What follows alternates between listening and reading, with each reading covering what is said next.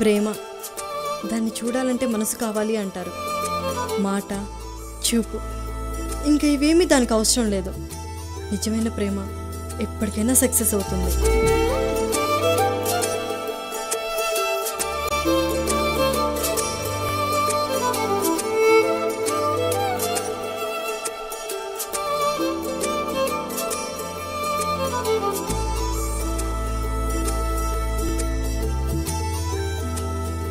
कौसल्या सुप्रजा रामपूर्वा संध्या प्रवर्तते उत्तिष्ठ नरशार्दूल कर्तव्यं दैवमान्धिकम्।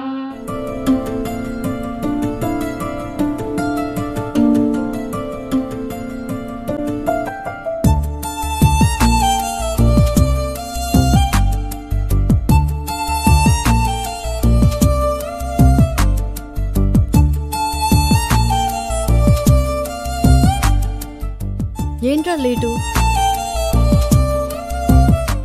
నాకు తెలుసు నువ్వు ఇప్పటిదా పడుకొని ఉంటావు. అబద్ధాలు చెప్పకు. సరే సరే, కంగారు పడుకు, టెన్షన్ పడుకు, రిలాక్స్గా చెప్పు. ఓకే సరే పద. మధు ఏంటి అక్కడ? ఏం లేట్ డాడీ, రవి వచ్చాడు.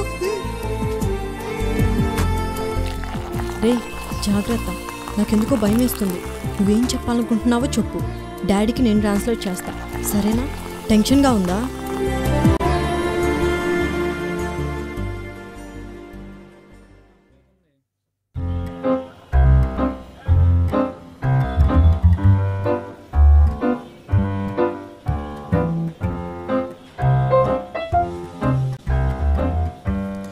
Daddy coffee.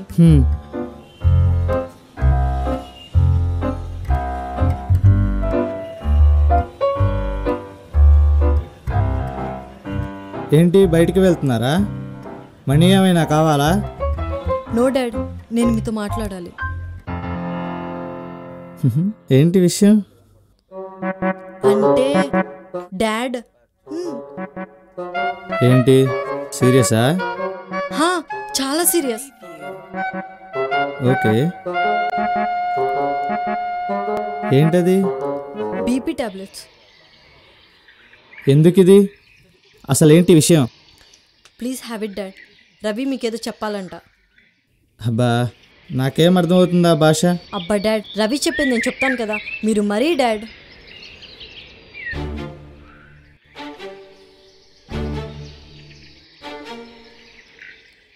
సార్,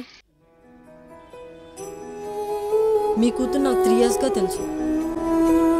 తనంటే నాకు చాలా ఇష్టం. ఎందుకంటే నన్ను బాగా అర్థం చేసుకున్న అమ్మాయి. తను కూడా నన్ను ప్రేమిస్తుంది. సార్, తను నేను మహారాణిలా చూసుకుంటాను.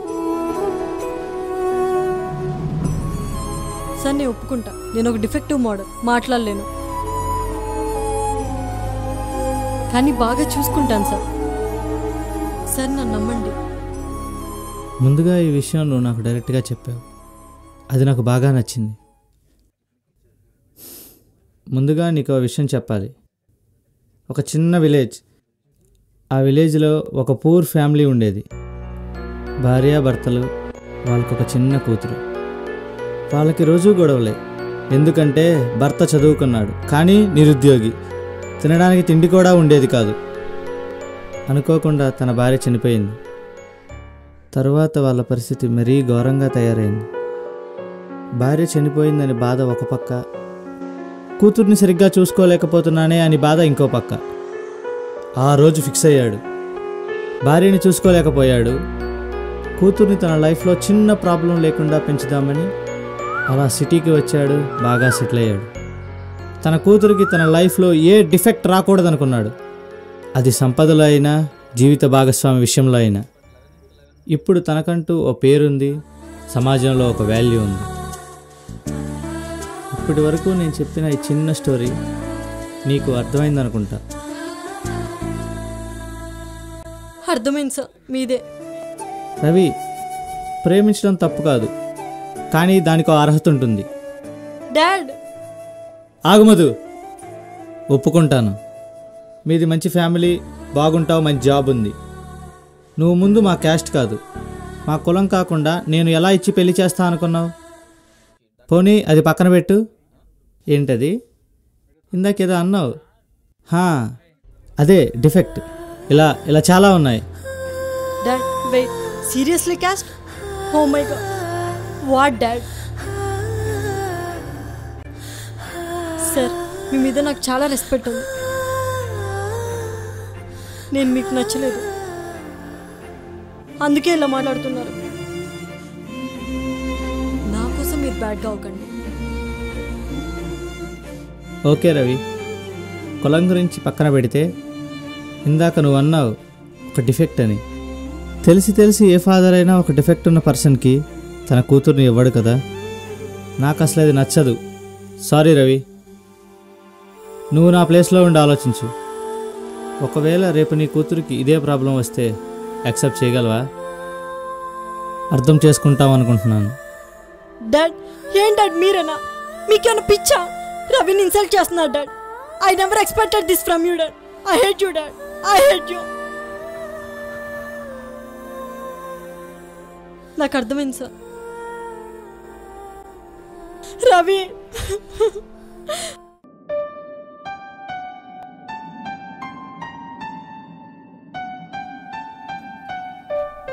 దేవుడు నాకు మాటలు ఇవ్వకపోయినా నా మనసుతో మాట్లాడుకునే అవకాశం ఇచ్చాడు. మధు, నిజంగా తను నా లైఫ్లో వస్తే నా అంత లక్కీ ఎవ్వరూ ఉండరు. ఎందుకంటే తనే నన్ను బాగా అర్థం చేసుకున్న అమ్మాయి.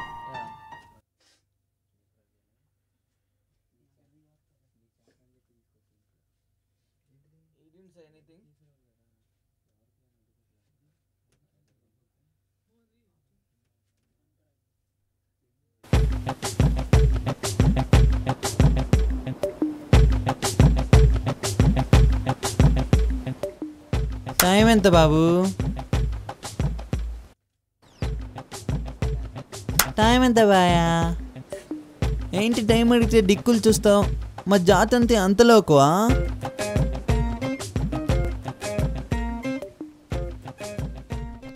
హే సారీ, టైం 5 o'clock. ఓకే, తను మాట్లాడలేడు. సారీ బాబు, మీరు చాలా చక్కగా ఉన్నారు. మీకు ఎవరి దిష్టి తగలకూడదు.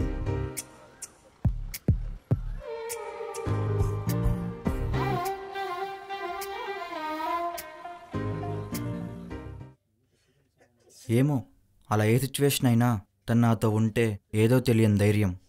రే అర్జెంట్ రా, ఒక ప్రాణం పోయేటట్లుంది. ఏబీ నెగిటివ్ బ్లడ్ ఎక్కడైనా తొందరగా ట్రై చేయి ప్లీజ్. రే రాహుల్, దొరికిందా? ట్రై చేయరా, నాకు తెలిసిన వాళ్ళకి ప్లీజ్ హెల్ప్ చేయరా. ఏబీ నెగిటివ్ బ్లడ్ రా, చాలా అర్జెంట్ రా, కావాలి. ఏబీ నెగిటివ్, ఏబీ నెగిటివ్ చాలా అర్జెంట్, చాలా అర్జెంట్ కావాలి. ఉండవయా?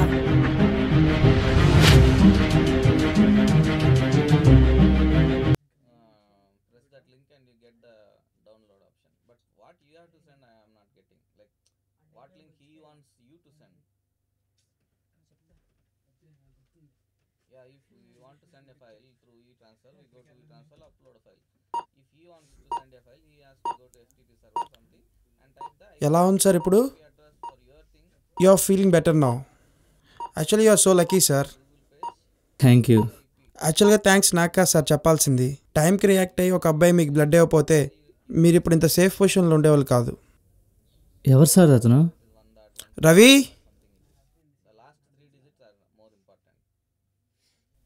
ఓకే సార్, నాకు వేరే కేసు ఉంది, మళ్ళీ వస్తాను. Ravi, I'm sorry Ravi. Sir పర్లేదు, మీ తప్పేం లేదు. ప్రతి ఫాదర్ ఎలా ఆలోచించారో అలాగే ఆలోచించారు.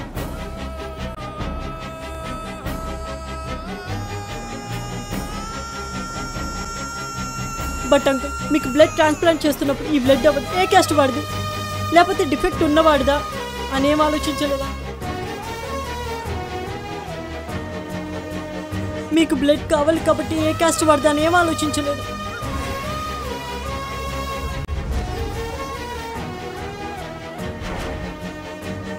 కానీ నేను అలా అనుకోలేదు సార్. ఏ క్యాస్ట్ వాడికి ఇస్తాను, ఒక పేషెంట్కి ఇస్తున్నానా, ఏం డిఫెక్ట్స్ ఉన్నాయా అని ఏం ఆలోచించలేదు సార్.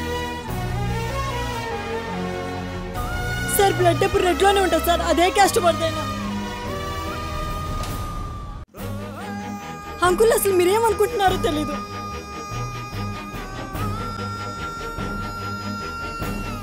మనసులో ఒక అబ్బాయి ఉంటే రేపు పక్కన ఇంకొక అబ్బాయిని కూర్చోపెడతాను.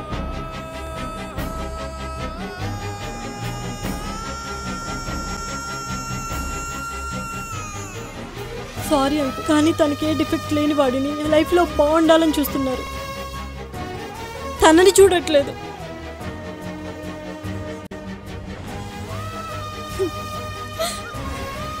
బట్ మీ కూతురికి మంచివాడు దొరకచ్చు, నా అంత ప్రేమించేవాడు దొరకడు, అండ్ వెతకలేరు కూడా.